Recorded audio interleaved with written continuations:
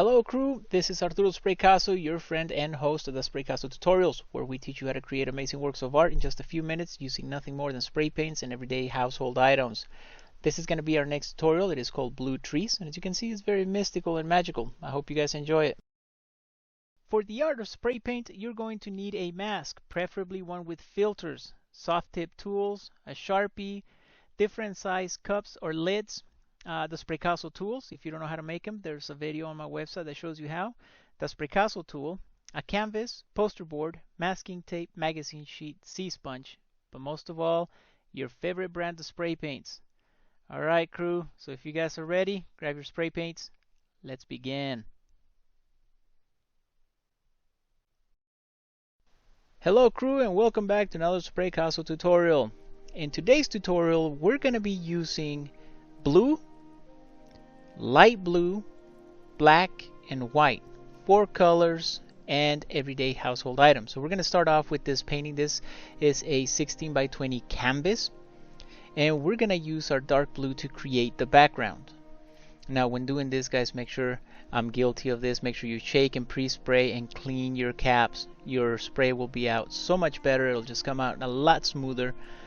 And what we're going to do here is we're going to go ahead and just cover most of our canvas here. Now I'm not doing the entire canvas like super dark blue.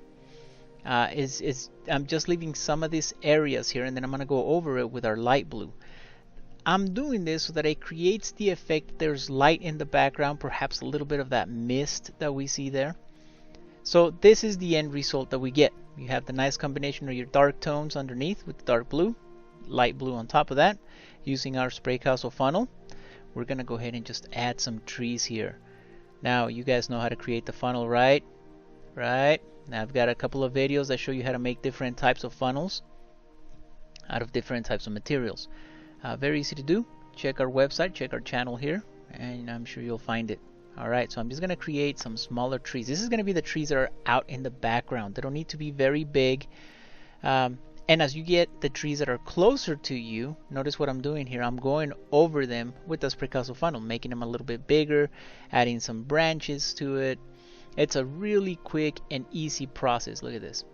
Now obviously, the smaller the funnel, the smaller the exit hole, the thinner and finer the details that you get. This is something that you might want to keep in mind. So I have several different sizes. Some of them are really big and the opening is really wide, so you want nice thicker trees. In this case, we're using one that has a smaller exit point, so we're able to create these finer details in the background. And I'm just going through here. Alright, now with our soft tip Spraycasso tool, I'm telling you guys, this tool is a lifesaver. It's changed my skills and my techniques a lot since we started working with this. You can do this with the magazine sheet as well, but you won't be able to get as much terrain on there. So as you can see, we just added with our spatula, went through it and just added our background terrain. Now let's zoom in. This is important, guys, because I usually start creating the rocky terrain before I start adding the grass and the water and everything else. The terrain is important because it starts to show us how the terrain is going to be laid out. Now notice what I'm doing here with our light blue. I am blending our trees into the background, adding a little bit of that mist just to kind of fade them out. Using our Spraycasso funnel here. See, here's the video. I made this one out of a magazine sheet. Guys, you guys can make these out of a lot of different materials. I just need an opening to spray and a nice little container here on the bottom to hold the paint. Alright, so now I'm adding layers closer to us. So it was important that we added that fading effect in the background so that this layer, this silhouette layer that we are in here, looks closer to us. Now also notice the trees are becoming a little bit thicker.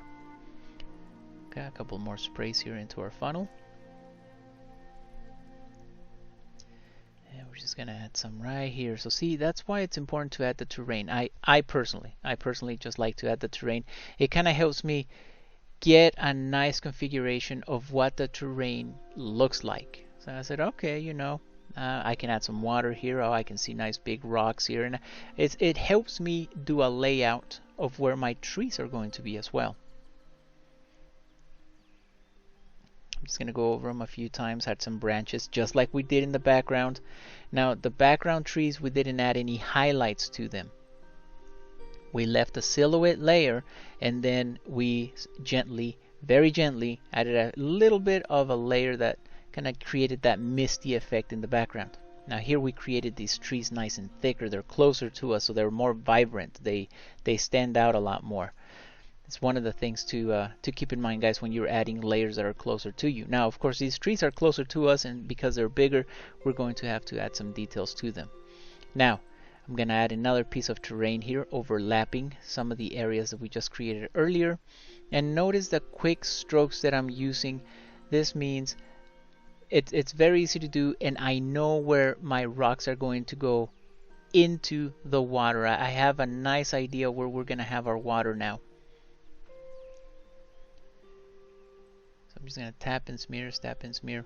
Alright, so here I added a little bit of clear coat to our painting. I cleaned the Spraycasso tool, and now I'm just kind of blending the nice light blues underneath with some of these darker tones on top, which is our rocks, and they're blending very nice. You want to give that movement, that water movement in the background. Now with a little bit of white and the Spraycasso tool, which will help you blend some of that white into the colors that we just now added, I'm creating the little separation between the terrain and the water. And notice how easy it is. I'm just adding quick strokes and then blending the paint together. Just blending it together. It gives you that nice ripply effect. A little more white. Now white, as you know, is gonna stand out a lot more. This is our highlights. This is where I'm starting to concentrate some more on those ripples. The waves become a little bit more defined.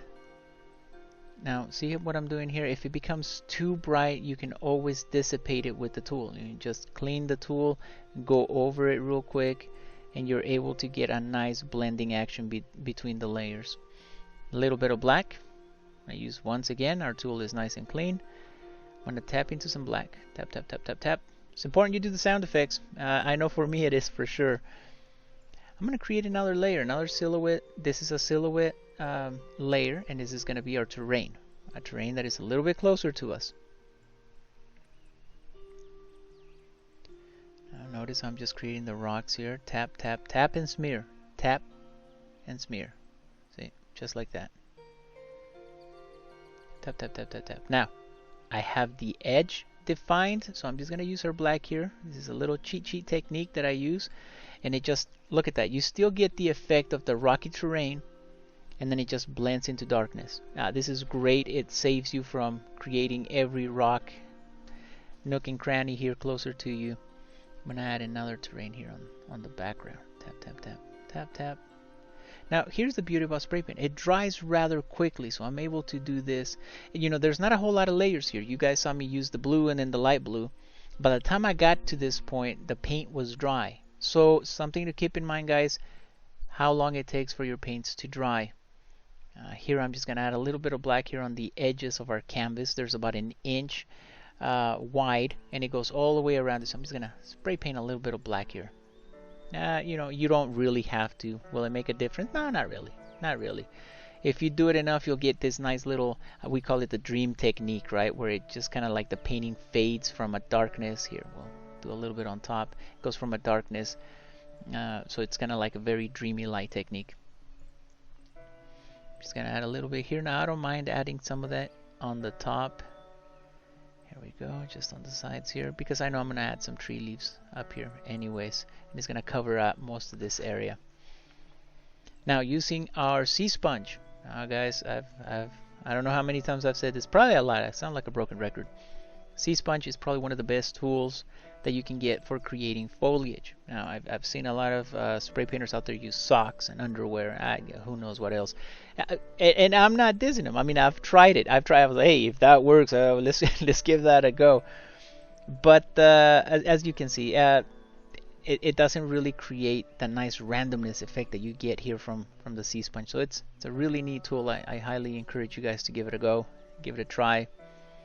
Experiment with it. You can use it for many different techniques: grass, tree leaves, fur if you decide to paint, spray paint animal. Now, okay, don't go out and spray paint an animal on a canvas. Just go spray paint an animal on a canvas. I don't want anybody saying, oh, my dog is blue. Spraycasso said go spray paint a dog. No, they didn't say that. Right, we're just going to add a few more tree leaves here. Now notice how the silhouette layer of the tree leaves really stand out. Man, they stand out. Now, one thing we can do, there's not any tree leaves in the background, but we can add some light blue to add those later. It'll look like highlights. Well, we'll tackle that later. I'm just going to create some grass strands here. Tap, tap, tap, tap, tap, tap. Now I want these grass strands to overlap some of the layers that we created in the background. That creates depth. That creates a nice perception of your ground and all the layers that you're using to bypass everything else. We even added a few here in the background. Now with a little bit of blue, light blue, and some white, if you mix the two together, you get an even lighter color of light blue. So I'm creating the highlights here of the trees. Just tap, tap, tap, and this is going to be our highlights. It's going to create the bark effect. Notice how easy it is. You just get your rubber tip Spraycasso tool. Guys, if you don't have this tool, you can find it on our website. Tap into it. It's really easy to manipulate, paint with, and blend colors together. So I have a sun. I'm creating the highlights where I believe that there's going to be a light source here in the background. So I'm going to stick to it. It's important you stick to where your highlights are, your lights, and your shadows. You don't want to flip-flop them too much, because then it looks like you have different light sources. So I'm going to stick all my lights, all my highlights to the left. Right, we're going to use another sea sponge. Here we go, handy dandy sea sponge. We're just going to tap into some light blue. And we're going to start working on the background. So remember I told you we didn't have a whole lot of tree leaves back there earlier, and then we added our silhouette layer of the tree leaves closer to us. Well, now we're going to go back, as I mentioned earlier, and we're going to start creating some of those tree leaves. And I'm using the light blue that I used earlier. That way it looks like it's highlighted, that there's so much light back there that the leaves are just reflecting the light, and it still gives us that really nice texture of tree leaves. Tap, tap, tap. Tap, tap, tap. Now, this is another great way. Notice what I'm doing here. I'm creating the grass strand technique. I'm just highlighting certain rocks. A little bit of grass strands coming in the background here. And yep, now we're going into the area where we're highlighting some plant life. Tap, tap, tap, tap, tap. Tap and smear. Look, see? This is just the grass strand technique. Tap, tap. And then we go back to tree leaves. Now guys, this is something I've always said. I can't give you the secret recipe. Oh, just concentrate on tree leaves, and then once you're done you go to grass strands. No, it doesn't work that way. You have to have the feel of the painting. I've always said it. Sounds corny, I know, but the painting really truly does paint itself. And you have to kind of stand back and observe it and say, well, you know what, I think I need some highlights here. And as you're working on your highlights, notice I started working on the trees in the background, and then I'm jumping into the darker layers of the tree leaves that are closer to us. And now I'm creating grass strands and highlights at the same time. So there's no magic trick or no pattern that I can tell you guys, just do this. You'll see a lot of artists do that, where they just kind of jump throughout the painting, and this is why. And if you've never just like painted just out of your mind like this kind of showed up, I recommend you give it a try. Give it a try, guys. Just start painting and let the painting kind of show you where it wants to go. Alright, we're just gonna tap here, add a little bit more highlights to some of these areas. Look at that, they really stand out. They just pop out. Even if you didn't have any grass strands there before, you add a little bit of highlight and it just looks like there's so much foliage. Notice what I did there? Couple of little strands, I just retouched the water, kind of like the water tinting technique that we've used in the past. A little bit of color on top of your water creates that reflection. Now with our sea sponge, I'm going up on the same edge where we have our light reflecting. See that? That creates a nice little effect, like there's so much light is bouncing off of it. If you keep practicing this technique, guys, you'll get a nice little glowing effect almost. Okay, we're gonna cover some of these areas back here. Tap, tap, tap, tap, tap, tap, tap, tap, tap. Gotta make the sound effects. Gotta do it. Yeah, just gotta do it. I've actually been asked that. Do you always do it? You know what? It's funny. I know I kid around about it a lot. Yeah. In some occasions I do. I do find myself doing a lot of sound effects. Now notice how that little glowing effect just made the tree stand out. It almost has it's like a fuzzy effect, and that's just the effect of the light coming in and hitting it. So if it works for you guys, I've seen artists that stick their tongue out the whole time they're like painting, you know. I guess mine is just sound effects. Just tap tap tap tap tap. All right, let's now notice what I'm doing here. I don't recommend you guys do this. I did it on my hand. I didn't want to put the paint on the magazine sheet and get it contaminated with another color, so I just kind of smeared it on the palm of my hand. Oh, my wife loves it. No, I'm kidding. I get paint all over the place, man. Doorknobs, light switches. So, guys, that brings us to another really good point to make. Your personal protection equipment, your PPE. Wear gloves. Wear gloves. You can just dispose of them at the end and you're done with it. Alright, now notice how this painting is taking on a whole new life from whenever we started it. This is the spot where we're at. So you can see the trees fading into the background. You have nice little silhouette layers in front of us. It's really coming through. But even though I didn't record it, guys, I went through and I added some additional highlights to this painting. Let me show you what it converted to. From this to this. Now, we just did the same thing that we were doing before, adding highlights. I concentrated on the water a little bit. As you can see, there's a couple of sparkles there. We went back through the background layers, added additional highlights using our white.